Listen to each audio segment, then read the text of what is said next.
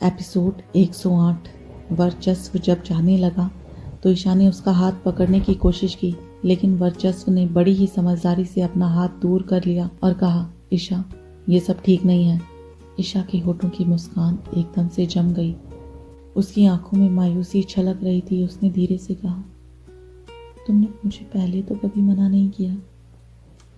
वर्चस्व तेजी से घर की तरफ बढ़ गया और तभी हवा में उसकी आवाज़ गूंजती हुई सुनाई दी, अभी तुमने ही तो कहा था कि वो सब पास्ट था, तो उसे पास्ट में ही रहने दो। वर्चस्व ईशा को छोड़कर वहां से चला गया था। उन सब की एक साथ मौजूदगी ने बहुत सारे लोगों के बीच अटकलों और क्यूरियोसिटी की लहरें पैदा कर दी थी। उन्हें इस बात का एहसास नहीं था कि ऋतिक उन्हें दूर से देख रहा था। उसकी नज़रों में इस पूरे इंसिडेंट की अलग ही पिक्चर चल रही थी। ऋतिक की तीखी नज़रें वर्चस्व पर टिकी हुई थी। ऋतिक के मन में अचानक ख्याल आया कि वर्चस्व के मन में रैना के लिए इतनी डीप फीलिंग्स कब पैदा हो गई। उसे ये बात तो क्लियरली पता चल गई थी कि वर्चस्व का रैना के लिए लगाव और अट्रैक्शन सिर्फ उनकी इंटीमेसी नहीं थी, वो उससे भी कहीं ज़्यादा बढ़कर था। एक मर्द दूसरे आदमी की फीलिंग्स को अच्छे से समझ सकता है। ऋतिक एक ही नज़र में देखकर बता सकता था कि वर्चस्व रैना से बहुत प्यार करता था। ऋतिक ने अपनी आंखें बंद कर ली और मन ही मन सोचा, रैना वर्चस्व के लिए ईशा से भी इम्पोर्टेंट हो गई है, पर अभी तक इस आदमी को अपनी फीलिंग्स खुद समझ नहीं आई हैं। ऋतिक इस बारे में अच्छे से जान गया था, पर वो खुद वर्चस्व को कुछ नहीं बताना चाहता था। ईशा की अचानक वापसी ने बर्थडे पार्टी के माहौल में टेंशन पैदा कर दी थी। वहाँ मौजूद सभी लोग ईशा और वर्चस्व के बीच की कॉम्प्लिकेटेड हिस्ट्री को अच्छे से जानते थे, और अब ईशा की वापसी ने सभी के मन में रैना के लिए शक पैदा कर दिया था। यहाँ तक कि जयंती, जो रैना के बहुत नज़दीक थी, वो भी बेचैन हो गई। उसने रैना की तरफ देखा और धीमी आवाज़ में उसे दिलासा दिया, रैना, तुम्हें इन दोनों के बारे में सोचने की ज़रूरत नहीं है। वर्चस्व और ईशा सिर्फ बचपन के दोस्त हैं। वैसे भी ईशा की किसी और के साथ सगाई हो चुकी है। वो कुछ पर्सनल कॉन्ट्रैक्ट डिस्प्यूट को सॉल्व करने के लिए ही वापस आई है। वो तुम्हारे और वर्चस्व के बीच दखल अंदाजी नहीं करेगी, और अगर उसने ऐसा करने की कोशिश भी की तो मैं उसे ऐसा करने नहीं दूंगी। रैना के होठों पर एक शांत मुस्कान आ गई और उसने अपने रिश्ते की सच्चाई बड़ी ही सफाई से जयंती से छुपा ली। वर्चस्व के साथ उसका रिश्ता शायद और भी ज्यादा गहरा था, जिसमें चाहत और प्यार का बहुत ही कॉम्प्लिकेटेड जाल बुना हुआ था। जयंती को वो भला थोड़ी ही बता सकती थी कि वो लोग सिर्फ इंटीमेट पार्टनर्स थे। इसके बाद तो रैना ने जानबूझकर सभी से दूरी बनाए रखी। देर शाम तक वो वर्चस्व के सामने जाने से भी बचती रही। उसकी प्लानिंग भी सक्सेसफुल रही और वर्चस्व पूरे समय उसे ढूंढ ही नहीं पाया। खुराना हाउस इतना बड़ा था, उन दोनों का आमना सामना होना मुश्किल था। रात धीरे धीरे ढलती जा रही थी, हवा भी ठंडी हो गई थी। रैना आराम से बाहर आकर शांत वातावरण में बैठकर अपनी कॉकटेल का सिप ले रही थी। वहाँ हॉल में बज रही रोमांटिक म्यूजिक की धीमी आवाज़ बाहर तक सुनाई दे रही थी। तभी मेहमान डांस कर रहे थे। उनकी खुशी दूर से ही दिखाई दे रही थी, लेकिन रैना शांत थी। उसे अपनी सिचुएशन अच्छे से समझ आ गई थी। वो जानती थी कि इन सब चीज़ों का उससे दूर दूर तक कोई लेना देना नहीं था। वो पहचान चुकी थी कि वर्चस्व के दिल में उसके लिए क्या था। वो ये भी जान गई थी कि वर्चस्व के लिए उसका प्यार इतनी इम्पोर्टेंस नहीं रखता था। इस बारे में सोचते हुए रैना ने वहाँ से निकलने का एक परफेक्ट बहाना भी सोच लिया। रैना इसी सोच में डूबी हुई थी कि तभी एक आवाज़ से उसका ध्यान टूटा। उसने पलटकर देखा तो सामने तुषार खड़ा था।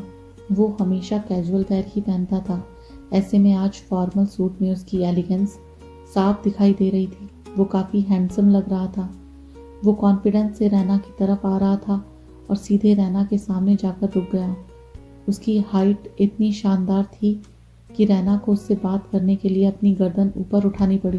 तभी तुषार ने गहरी आवाज़ में पूछा, तुम डांस फ्लोर पर क्यों नहीं हो? इतनी खूबसूरत लग रही हो, ऐसे यहाँ बैठकर अपना टाइम क्यों वेस्ट कर रही हो? रैना ने धीरे से मुस्कुराते हुए जवाब दिया, यहाँ देखो ना कितनी अच्छी हवा चल रही है, मुझे यहीं बैठकर इस शांति का आनंद लेना है, इस सुकून को महसूस करना है। तभी तुषार ने सीधे मुद्दे की बात पूछ ली। ये सब वर्चस्व और ईशा की वजह से है ना? उसके सीधा पूछने से रैना एकदम हैरान रह गई। वो हैरानी और कमजोरी के मिले जुले एक्सप्रेशंस के साथ तुषार को देख रही थी। ऐसा लग रहा था जैसे आज उसने तुषार का ये रूप पहली बार देखा था। तभी तुषार ने मुस्कुराते हुए कहा, पूछोगी नहीं मैंने तुमसे ये सवाल क्यों किया? रैना को समझ नहीं आ रहा था कि वो इस बारे में पूछे या नहीं। तभी तुषार ने अपनी बात पूरी की, क्योंकि मैं तुम्हें खुश देखना चाहता हूँ। जिंदगी जीने का यही तो मतलब होता है, खुश रहना।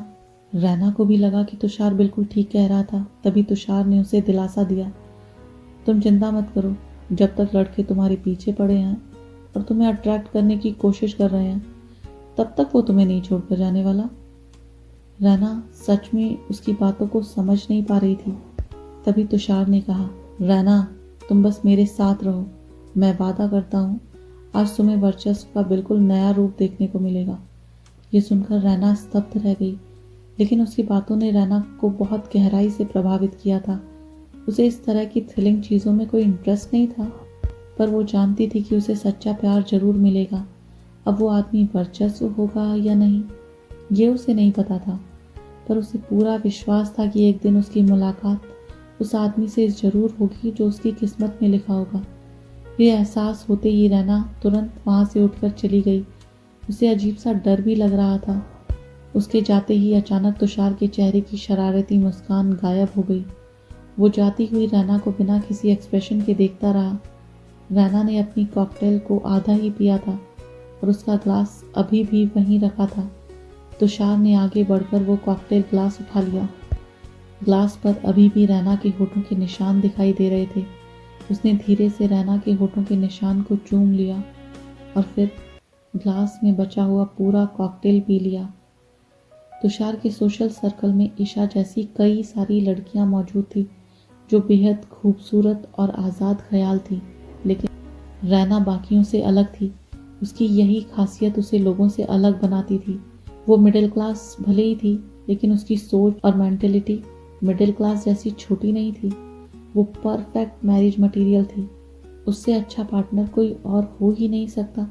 फिर भी ऋतिक उसकी कीमत समझ नहीं पाया और वर्चस्व, वो तो ईशा के साथ डील करने में इतना बिजी था कि उसके पास रैना पर ध्यान देने के लिए वक्त ही नहीं था।